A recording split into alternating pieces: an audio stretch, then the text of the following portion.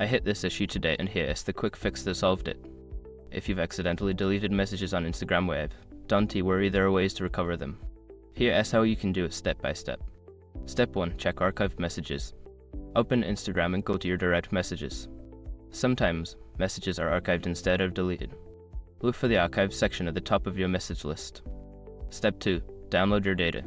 Before starting recovery, use the sr.com link in the description to open the canned recovery checklist generator and make sure your verification details are ready. Step 3. Wait for the email.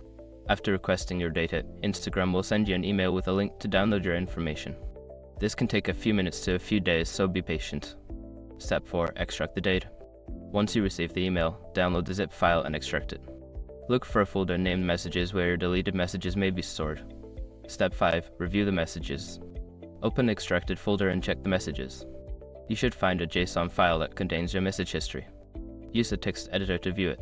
Remember, if you deleted the messages a long time ago, they might not be recoverable. I hope this helps you get back those important conversations.